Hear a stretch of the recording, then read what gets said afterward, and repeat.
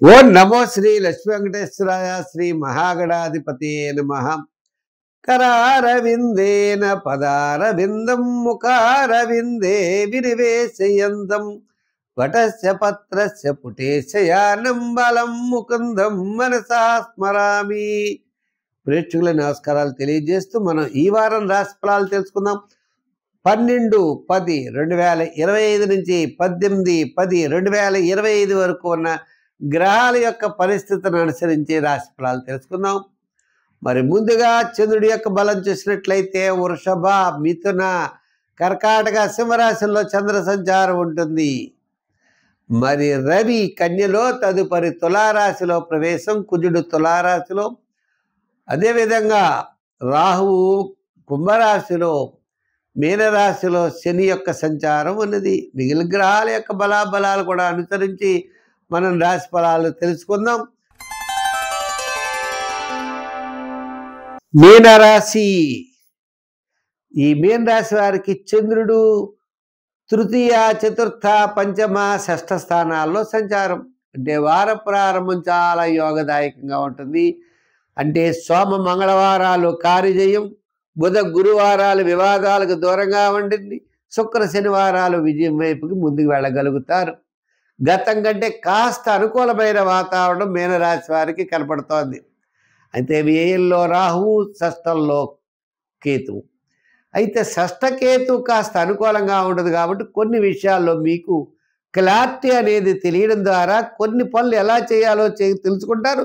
తద్వారా విజయం వైపుకు వెళ్ళడానికి అవకాశాలు ఉన్నాయి. గురుడు పెద్దగా అనుకూలంగా లేడు. మరి గురుడి విషయానికి వచ్చినట్లయితే మనకి మన పంచమంలో లేడు ఆయన.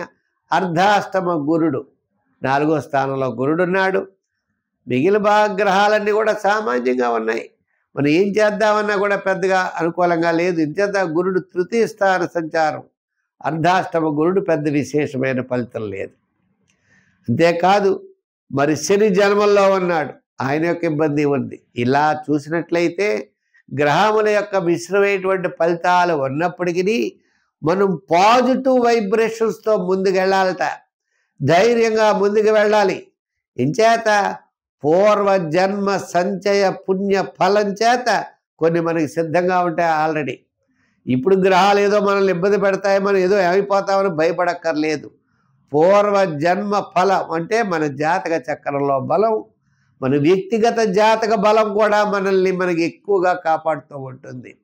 చేత పాజిటివ్ వైబ్రేషన్స్తో వెళ్ళడం, ధైర్యంగా ముందుకు చేయడం, రాంగ్ రూట్లో ప్రయాణం చేయకుండా ఉండడం, కరెక్ట్గా ఉండడం, తప్పుడు మార్గంలో ప్రయాణాన్ని వదిలిపెట్టడం, ఇవన్నీ ఈ రాశి వారు చేయవలసిన పనులు.